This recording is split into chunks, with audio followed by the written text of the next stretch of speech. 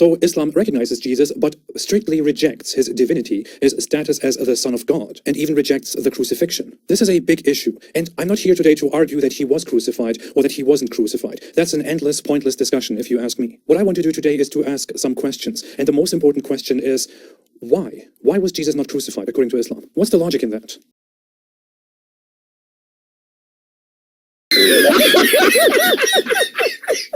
Other prophets were killed before Jesus, according to the Quran. The Quran repeatedly condemns the Jews as killers of prophets, without specifying which prophets exactly were killed by Jews. So according to the Islamic text itself, prophets were killed, so it is not unreasonable for a prophet to be killed.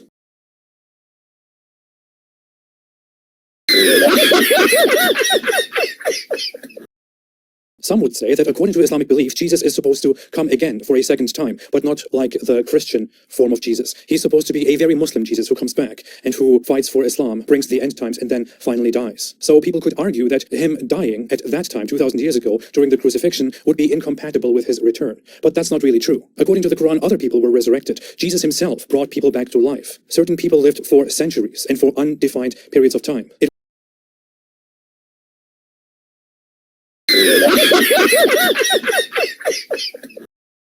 would be completely conceivable for Jesus to die on the cross 2,000 years ago, but then to come back again. Allah can do anything.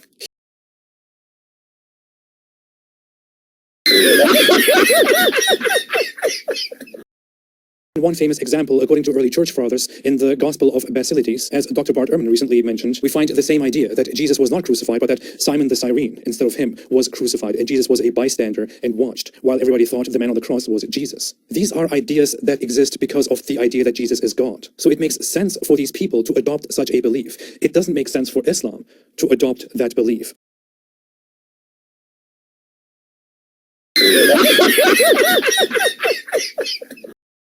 Islam condemns the idea that Jesus is divine and promises hellfire for that. Why would a mere human, a mere prophet, not be killed? Why would he be raised from that cross?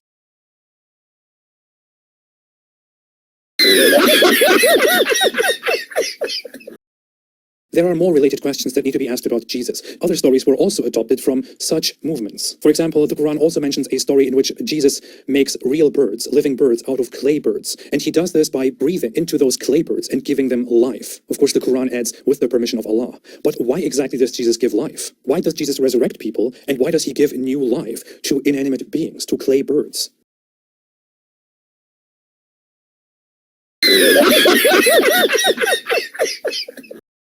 This story is found in the infancy Gospel of Thomas, and it seems that the Quran adopted this story from that Gospel or from people who held the same beliefs and had those stories on their minds. The issue is, again, in the infancy Gospel of Thomas, this story is explained within context when talking about the childhood of Jesus, because Jesus is considered an extraordinary being. He is God, he is divine, he can do amazing things. And he can, because he is God, bring people back to life and give life to things that don't have life. So according to those legends, like in the infancy Gospel of Thomas, it makes sense for Jesus to give life to clay birds, because it's a later legendary text which explains how Jesus was divine, a god, even in his childhood. It doesn't make sense for Islam to include such a story. The